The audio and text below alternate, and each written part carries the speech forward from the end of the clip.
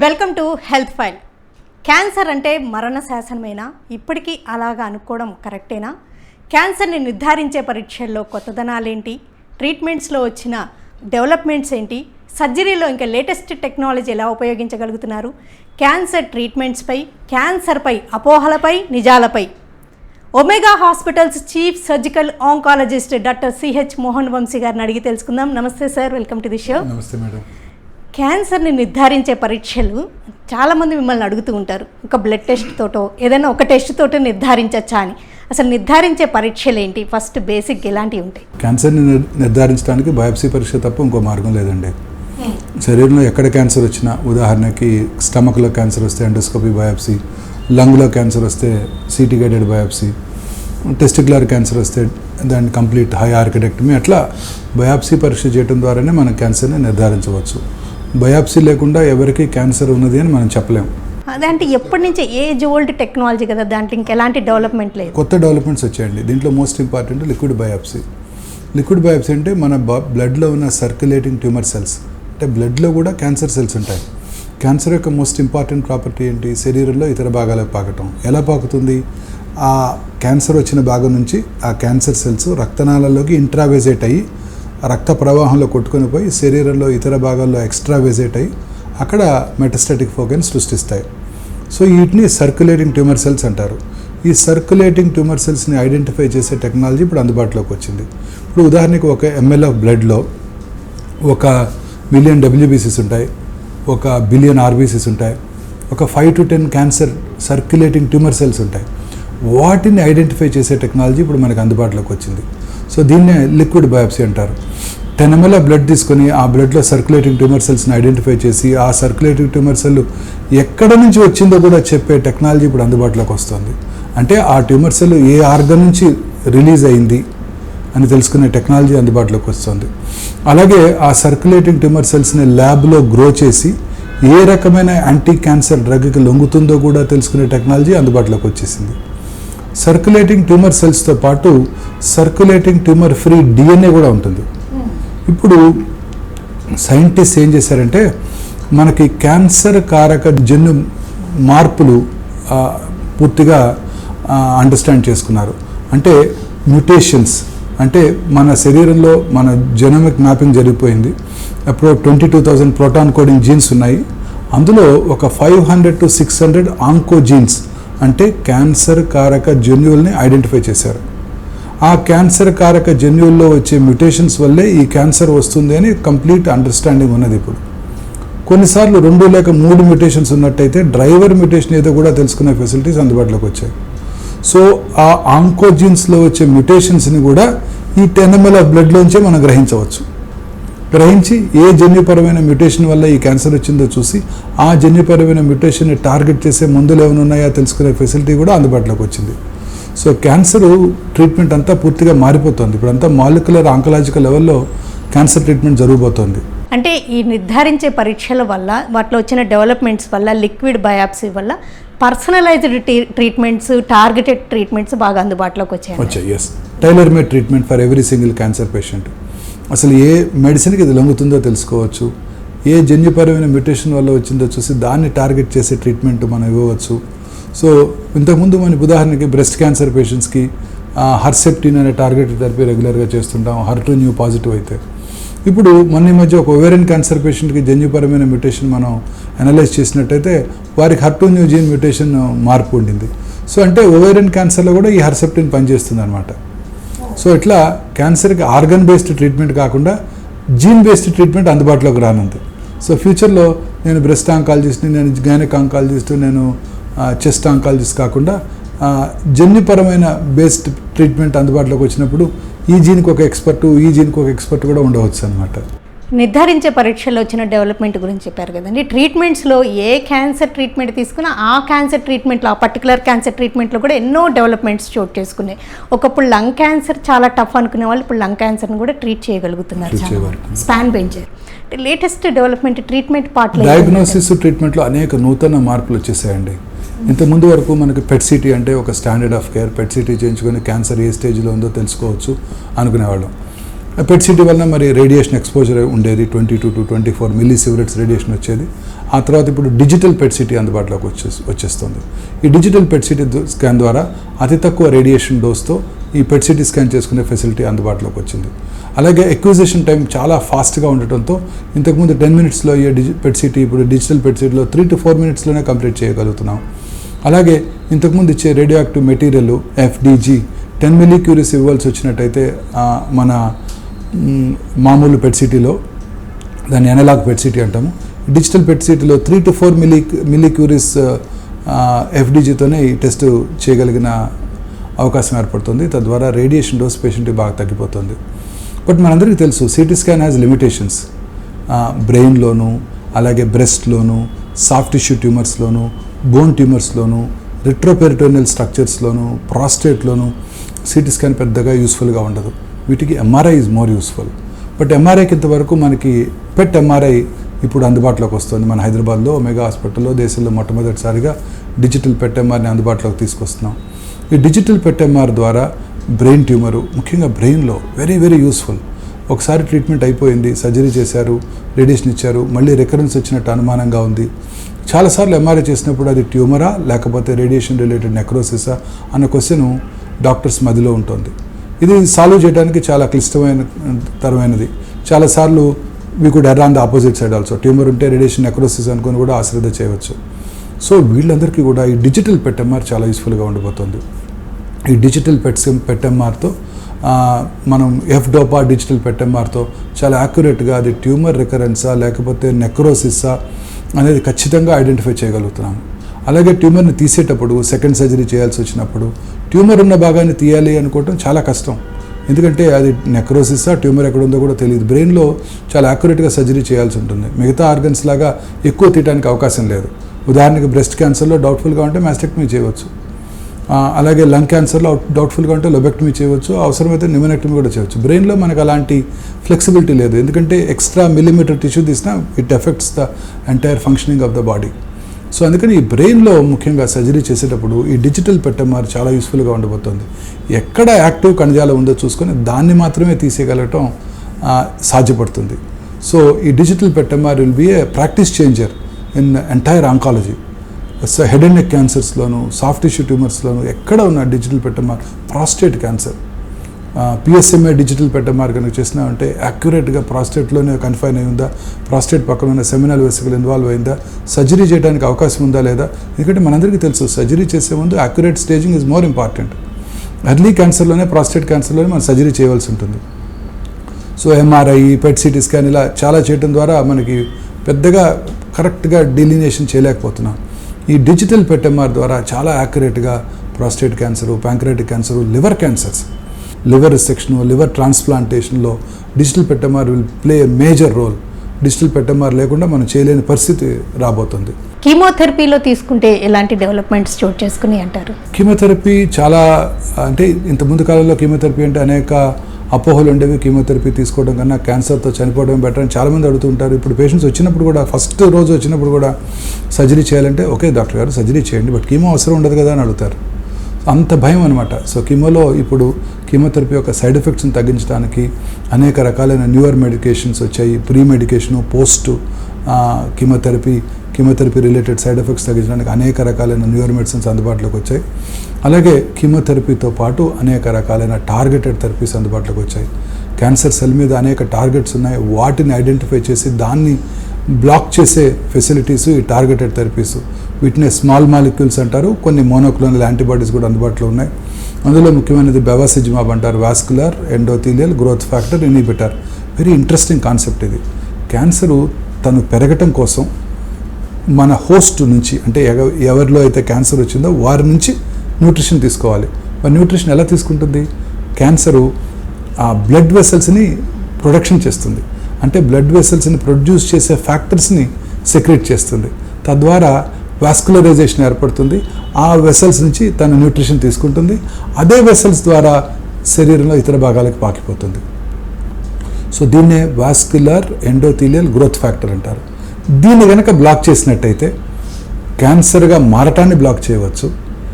Cancer nutrition తీసుకోకుండా cancer కణజాలం పెరగకుండా చూసుకోవచ్చు. ఆ క్యాన్సర్ కణాలు ఆ లీకీ బ్లడ్ వెసల్స్ నుంచి పాకకుండా చూసుకోవచ్చు. అంటే at every stage of cancer development ఈ vascular endothelial growth factor essential. దీన్ని కనుక మనం బ్లాక్ చేసినట్టయితే, వాస్కులర్ ఎండోథీలియల్ గ్రోత్ ఫ్యాక్టర్ ఇన్హిబిటర్తో బ్లాక్ చేసినట్టయితే శరీరంలో గ్లయోబ్లాస్టోమా మల్టీఫార్మా నుంచి గర్భసంచి ముఖద్వార క్యాన్సర్ వరకు, colon cancer, lung cancer, head and neck cancers, అన్ని క్యాన్సర్స్లోనూ ఈ బెవసిజిమాబ్ యూస్ఫుల్గా ఉంటుంది కూడా. అనేక రకాలైన ఈ టార్గెటెడ్ థెరపీస్ అందుబాటులోకి వచ్చాయి. ఈ టార్గెటెడ్ థెరపీలో స్మాల్ మాలిక్యూల్స్ కూడా playing a major role. Tablet ఫామ్లోనే మీరు అన్నారు ఇందాక లంగ్ క్యాన్సర్ ట్రీట్మెంట్లో ఈ molecular oncology is very useful అని. ఆ ట్యాబ్లెట్స్ మనకి చాలా యూస్ఫుల్గా ఉండబోతున్నాయి. ఈ ట్యాబ్లెట్స్ వల్ల ఎఫెక్టివ్గా ఉంటుందా లేదా ట్రీట్మెంట్ తెలుసుకునే ఫెసిలిటీస్ కూడా ఇప్పుడు అందుబాటులోకి వచ్చేసాయి. వీటి ద్వారా క్యాన్సర్ ట్రీట్మెంట్ని పూర్తిగా అంటే tailor made treatment for every single individual. ఏ రకమైన క్యాన్సరు దేనికి లొంగుతుంది, ఎలా గ్రోత్ అవుతుంది, దాని అగ్రెసివ్ పొటెన్షియల్ ఎంత తెలుసుకొని దాన్ని బట్టి ట్రీట్మెంట్ చేసే ఫెసిలిటీస్ ఇప్పుడు అందుబాటులోకి వస్తున్నాయి. ఇప్పుడు హెల్త్ ఫైల్లో రేడియేషన్ తీసుకుంటే ఇంత ముందు కంటే సైడ్ ఎఫెక్ట్స్ బాగా తగ్గించి యాక్యురసీ తోటి ప్రిసిజన్ తోటి ఇవ్వగలుగుతున్నారు కదండి. ఇప్పుడు బాగా సైడ్ ఎఫెక్ట్స్ తగ్గినాయి అంటారా రేడియేషన్? డెఫినెట్గానండి. ఇండియాలో మొట్టమొదటిసారిగా artificial intelligence powered linear accelerator మనం హైదరాబాద్లోకి అందుబాటులోకి తీసుకొచ్చాం. టైప్ అప్రూవల్ కూడా అయిపోయింది. పర్మిషన్ కోసం, క్లినికల్ అప్లికేషన్ పర్మిషన్ కోసం వెయిట్ చేస్తున్నాం. ఫస్ట్ టైం భారతదేశంలోనే మొట్టమొదటిసారిగా ఈ పరికరాన్ని మనం అందుబాటులోకి తీసుకొచ్చాం. AI powered linac. Artificial intelligence అంటే మనందరికీ తెలుసు ఎంత వేగంగా అది యాక్ట్ చేస్తుందో మనకు తెలుసు. ఉదాహరణకి మళ్ళీ బ్రెయిన్ ట్యూమరే తీసుకుందాం. బ్రెయిన్ ట్యూమర్కి ట్రీట్మెంట్ ప్లానింగ్ చేసే రోజు 5 సెంటీమీటర్స్ ఉండింది. రేడియేషన్ ఆంకాలజిస్ట్ చక్కగా ప్లానింగ్ చేశారు, రేడియేషన్ ట్రీట్మెంట్ ఇస్తున్నారు. 6 రోజుల తర్వాత ఆ ట్రీట్మెంట్ ఇచ్చిన తర్వాత ఆ ట్యూమర్ సైజు 5 సెంటీమీటర్ల 3 సెంటీమీటర్లు అయిపోయింది.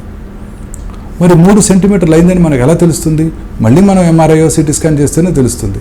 సిటీ స్కాన్ చేసుకొని దాన్ని మళ్ళీ ట్రీట్మెంట్ ప్లాన్ చేయాలంటే 72 గంటలు పడుతుంది. ఈ ఆర్టిఫిషియల్ ఇంటెలిజెన్స్ పవర్డ్ లినాక్ ఏం చేస్తుందంటే ట్రీట్మెంట్ చేస్తున్నప్పుడే ఆ మెషిన్లో ఉన్న ఇన్బిల్ట్ సిటీ స్కాను ఆ ట్యూమర్ని విజువలైజ్ చేస్తుంది, అంటే చూస్తుంది. దెన్ ఏమిటి, సైజ్ తగ్గింది 3 సెంటీమీటర్స్. అప్పుడు ఆలోచిస్తుంది, ఎస్ ఒరిజినల్గా దీని సైజు 5 సెంటీమీటర్లు ఉంది ప్లాన్ చేసిన రోజు, ఇవాళ 3 సెంటీమీటర్లే ఉంది, అంటే ట్రీట్మెంట్ ప్లానింగ్ని మనం మార్చాలి అని ఆలోచిస్తుంది. అండ్ ఏ పవర్ ఎలా ఉంటుందంటే మార్చేస్తుంది అండ్ డెలివర్ చేసేస్తుంది ఆల్ ఇన్ 10 minutes. అదే హ్యూమన్ బ్రెయిన్ ఇది చేయాలంటే 72 గంటలు పడుతుంది. అంటే ఈ మెషిన్ ఇమాజిన్ చేయండి, చూస్తుంది, ఆలోచిస్తుంది, మార్పు చేయాలని ఆలోచిస్తుంది, మార్పు చేసేస్తుంది, డెలివర్ చేసేస్తుంది. ఇది ఈ మెషిన్ యొక్క గొప్పతనం. తద్వారా పూర్తిగా రేడియేషన్ రిలేటెడ్ సైడ్ ఎఫెక్ట్స్ని పూర్తిగా తగ్గించడానికి ప్రెసిషన్ ఆంకాలజీ, అంటే ప్రిసైజ్గా, everybody talks about precision oncology, ఇక్కడ ప్రిసైజ్గా డెలివర్ చేసే ఫెసిలిటీ ఏఐ పవర్డ్ లినాక్ ఉంటుందన్నమాట. ఇప్పుడు ఇమాజిన్ చేయండి, ఇంతకుముందు డయాగ్నోస్టిక్లో ఏం ఆలోచించాం? Digital PET-MR. డిజిటల్ PET-MR ద్వారా ట్యూమర్ని ఐడెంటిఫై చేసి, అంటే that's the most sensitive technology. Digital PET-MR guided AI powered లినాక్తో కనుక మనం ట్రీట్మెంట్ చేసినట్టయితే ఎంత పాసిబుల్ సైడ్ ఎఫెక్ట్స్ అయినా తగ్గించవచ్చు. ఇది ప్రపంచంలోనే మొట్టమొదటిసారిగా హైదరాబాద్లో మనం అందుబాటులోకి తీసుకురాబోతున్నాం. ఇంకొక 30 daysలో ఈ ఫెసిలిటీ మనం అందుబాటులోకి తీసుకురాగలుగుతున్నాం. So digital PET-MR guided AI powered linac అనమాట. సో PET-MRతో విజువలైజ్ చేస్తాం, ఆ ఇమేజ్ని ఈ ఏఐ పవర్డ్ లినాక్ అందజేస్తాం ప్లానింగ్ చేసి, అప్పుడు అది ట్రీట్మెంట్ డెలివర్ చేస్తుంది. దాంట్లో వచ్చే మార్పులను గ్రహించి తనకుగా తాను ట్రీట్మెంట్లో మార్పులు చేసుకుంటూ పేషెంట్కి ట్యూమర్కి ప్రిసైజ్గా రేడియేషన్ ఇవ్వగలిగే టెక్నాలజీ ఈ ఏఐ పవర్డ్ లినాక్ ఈథోస్ అంటాం అనమాట. గ్రేట్. అంటే ఈ నేమ్ ఇట్ సెల్ఫ్ పేషెంట్కి చాలా అష్యూరింగ్ అనిపిస్తుంది. అంటే అసలు శ్వాస తీసుకునే మూమెంట్స్కే అక్యురసీతో ఇవ్వగలుగుతుంది అన్నది ఇప్పుడు ఇంకా బాడీలో లోపల చేంజెస్కి కూడా అది అడాప్ట్ అయ్యి చేయగలగడం అనేది చాలా గ్రేట్. దీన్నే అడాప్టివ్ రేడియోథెరపీ అంటారు. చాలా చక్కగా వాడారు అన్నమాట. ఇది మొత్తం దీన్ని అడాప్టివ్ రేడియోథెరపీ, దీని టెక్నాలజీ పేరే అడాప్టివ్ రేడియోథెరపీ అనమాట. సర్జరీస్లో ఎన్నో డెవలప్మెంట్స్ చోటు చేసుకునే రోబో అసిస్టెడ్ రోబోటిక్ సర్జరీస్ చేస్తున్నారు కదండి.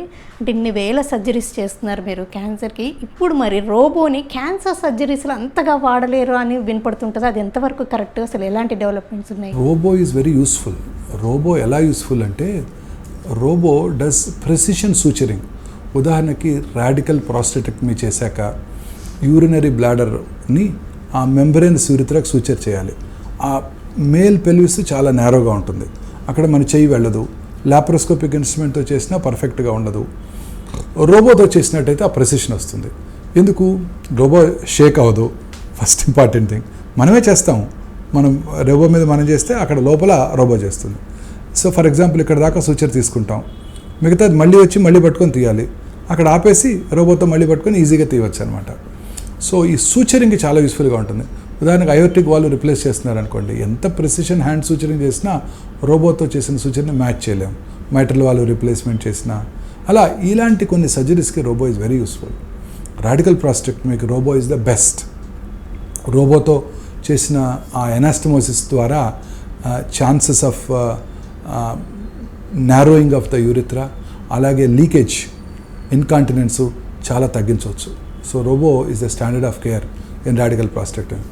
మిగతా క్యాన్సర్స్లో పెద్దగా యూస్ఫుల్గా ఉండకపోవచ్చు. రెక్టల్ క్యాన్సర్ సర్జరీలోను, లాప్రోస్కోపిక్ సర్జరీలో చాలా చక్కగా చేసుకోవచ్చు వీటన్నిటిని. మైక్రోస్కోపిక్గా ఏమైనా చూడాలి అనుకుంటే రోబో చాలా యూస్ఫుల్గా ఉంటుంది, ఎందుకంటే మ్యాగ్నిఫికేషన్ ఎక్కువ ఉంటుంది కాబట్టి. Otherwise laparoscopic surgery is equally good for than compared to robotic surgery, any oncological surgery. So robo is very useful in some selected major surgical procedures. Brain surgeries కానీ brain surgery robo is not very useful.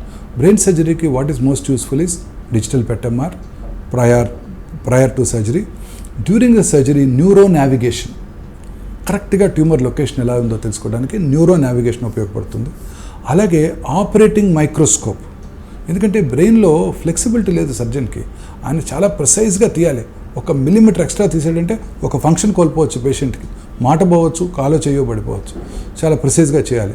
So ఆ neuro navigation, operating microscope, అలాగే fluorescence, అంటే tumour cells కొంత different ఫ్లోరసెన్స్ని radiate చేస్తాయి.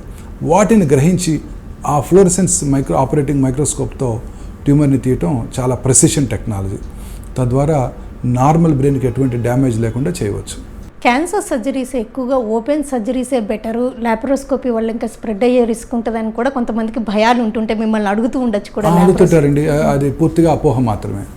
Cancer surgery principles are same, whether laparoscopic surgery చేసినా open surgery చేసినా cancer surgery principles don't change. ఆ ట్యూమర్ని కేర్ఫుల్గా ఐడెంటిఫై చేయటం, ట్యూమర్ ఎక్కడికైతే పాకటానికి అవకాశం ఉందో దాంతోపాటు ఆ లింఫ్ నోడ్స్ అన్నిటినీ కంప్లీట్గా పూర్తిగా తీసివేయటం, అవన్నీ cancer surgery principles are same, laparoscopic surgery చేసినా ఓపెన్ సర్జరీ చేసినా.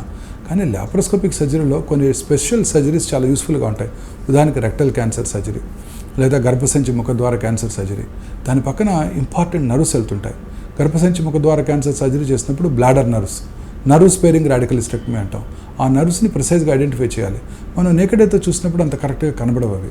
అదే ఆ లాప్రోస్కోప్తో చూసినప్పుడు 10 to 15 times మ్యాగ్నిఫైడ్ ఇమేజ్లో చాలా స్పష్టంగా పెద్ద స్క్రీన్ మీద ఆపరేషన్ రూమ్లో మనకి ఇంత మ్యాగ్నిఫైడ్ ఇమేజ్లో కనిపించినప్పుడు ఆ నర్వ్స్ని ప్రిసైజ్గా ఐడెంటిఫై చేయవచ్చు. అలాగే రెక్టల్ క్యాన్సర్ సర్జరీలో సెక్షువల్ ఆర్గన్స్కి వెళ్ళే ముఖ్యంగా మెన్లో మన రిట్రోగ్రేడ్ ఎజాక్యులేషను, ఇంపార్టెన్స్ ప్రివెంట్ చేయడానికి లాప్రోస్కోపిక్ సర్జరీ చాలా యూస్ఫుల్గా ఉంటుంది. థొరకో లంబార్ సింపాథెటిక్ అవుట్ఫ్లో పర్ఫెక్ట్గా ఐడెంటిఫై చేసి ఆ నర్వ్స్ని ఐడెంటిఫై చేయడానికి లాప్రోస్కోపిక్ సర్జరీ చాలా యూస్ఫుల్గా ఉంటుంది. తద్వారా పోస్ట్ ఆపరేటివ్ కాంప్లికేషన్స్ మినిమైజ్ చేయడానికి అవకాశం ఉంటుంది. అలాగే మెన్లో ఎస్పెషల్లీ లోవర్ డౌన్ పెల్విస్లో ఎనాస్టమోసిస్ చేయాలంటే మన హ్యాండ్స్ అక్కడ రీచ్ అవ్వవు, మన చూడటానికి కూడా వీలు కాదు. అదే ఆ 0 degree స్కోప్ అక్కడ పెట్టి మనం కనుక విజువలైజ్ చేసినట్టయితే చాలా పర్ఫెక్ట్గా చూసి ట్యూమర్ తర్వాత భాగాన్ని రెక్టమ్ని ఐడెంటిఫై చేసి అక్కడ కట్ చేసి మనం ఎండోస్టేప్లర్స్ ద్వారా ఎనాస్టమోస్ చేసినట్టయితే, ఇంతకుముందు కాలంలో ఇవన్నీ కూడా పర్మనెంట్ క్లాస్మి పెట్టేవన్నీ కూడా ఇప్పుడు మనం లోపలే జాయిన్ చేయడానికి అవకాశం ఏర్పడుతుంది. ఎస్పెషల్లీ ఇసోఫేజియల్ సర్జరీ మనం ఇంతకుముందు పెద్దగా కోత కోసి రిబ్ని ఎక్సైజ్ చేసి లోపలికి వెళ్ళి చూసి చేసేవాళ్ళం. ఇప్పుడు వీడియో అసిస్టెడ్ థొరకోస్కోపిక్ సర్జరీ ద్వారా చాలా ప్రిసైజ్గా ట్యూమర్ వచ్చిన భాగము, అది ఎక్కడికైతే పాకటానికి అవకాశం ఉందో లింఫ్ గ్లాండ్స్ ఐడెంటిఫై చేయడానికి అవకాశం ఏర్పడింది. సో తద్వారా చాలా ప్రిసైజ్ సర్జరీ చేయగలుగుతున్నాం. ఇన్ఫ్యాక్ట్ ఓపెన్ సర్జరీతో చేసిన దానికన్నా లాప్రోస్కోపీ ద్వారా చేసినప్పుడు రాడికాలిటీ ఎక్కువ అవుతుంది. ఎందుకంటే ఓపెన్ సర్జరీ చేసినప్పుడు నేకెడ్ అయితే ఆ స్ట్రక్చర్స్ అని మనం చూడలేము, పెల్విస్లో కానీ థొరాక్స్లో కానీ చూడలేము అనమాట. లాప్రోస్కోపిక్ సర్జరీలో చక్కటి మ్యాగ్నిఫికేషన్ ఉంటుంది, ఎనాటమికల్ ప్లేన్స్ కరెక్ట్గా తెలుస్తాయి. ఇవన్నీ గాడ్స్ క్రియేటెడ్ ఎంబ్రిలాజికల్ ప్లేన్స్. ఆ కార్బన్ డైఆక్సైడ్ ప్లేన్ క్రియేట్ చేస్తుంది. సో పర్ఫెక్ట్గా సర్జరీ చేయడానికి లాప్రోస్కోపిక్ సర్జరీ చాలా యూస్ఫుల్గా ఉంటుంది. అంటే ప్రపంచవ్యాప్తంగా ఉన్న టెక్నాలజీని కానీ లేకపోతే ట్రీట్మెంట్స్ కానీ నిర్ధారించే పరీక్షలు మీరు ఎప్పుడూ అప్డేటెడ్గా ఉంటారు, ఎప్పటికప్పుడు కొత్తవి ఇంట్రడ్యూస్ చేస్తూ ఉంటారు ఒమేగా హాస్పిటల్స్లో. బట్ స్టిల్ ఇంకా అదర్ కంట్రీస్లో అవైలబుల్ ఉంది, ఇంకా ఇక్కడ లేదు అన్నది ఏమన్నా ఉన్నాయా? అలాంటివి ఏం లేవండి. ఇప్పుడు అంతా ఫ్యూచర్ ఆఫ్ అన్ని డిపార్ట్మెంట్స్లో కూడా చాలా in the present area of modern world అన్నీ అవైలబుల్గా ఉన్నాయి. అందరం వెళ్తున్నాము, అబ్రాడ్ వెళ్తున్నాము, చూస్తున్నాము. ఆ ఎక్విప్మెంట్ అన్నీ మనకు అందుబాటులోకి తీసుకొస్తున్నాము. ఎస్, ఎక్స్పర్టైజ్ ఉంటుంది కొన్ని చోట్ల, కొన్ని సెంటర్స్లో చాలా చక్కగా. ఉదాహరణకి మేయో క్లినిక్లో ప్యాంక్రియాటిక్ సర్జరీ చాలా బాగా చేస్తారు. అలాగే హెడ్ అండ్ నెక్ ఆంకాలజీ న్యూయార్క్లో సెంటర్లో చాలా పర్ఫెక్ట్గా జరుగుతూ ఉంటుంది. అలా కొన్ని పాపులర్ సెంటర్స్ బాగా డెవలప్ అయ్యాయి ప్రపంచంలో. సో అంతేగా తప్ప technology wise we are on par with any other country. ఓకేనండి. డాక్టర్ మోహన్ వంశీ గారు, క్యాన్సర్ నిర్ధారణ పరీక్షల్లో లిక్విడ్ బయాప్సీతో పాటు డిజిటల్ పెట్ ఎంఆర్ఐ వంటి కొత్తదనాలు అండ్ రేడియేషన్ థెరపీలో అడాప్టివ్ రేడియేషన్ థెరపీస్ అంటూ అండ్ సర్జరీస్లో వచ్చిన లేటెస్ట్ డెవలప్మెంట్స్, ఎప్పుడు రోబోటిక్ సర్జరీస్ చేయగలుగుతున్నారు, ఇంకా లేటెస్ట్ టెక్నాలజీస్ ఎలా వాడగలుగుతున్నారు, ఇలా క్యాన్సర్ ట్రీట్మెంట్స్లో వచ్చిన కొత్తదనాలపై వివరాలు అందించినందుకు థ్యాంక్స్. Thank you madam. ఇది ఇవాల్టి హెల్త్ ఫైల్. నమస్తే.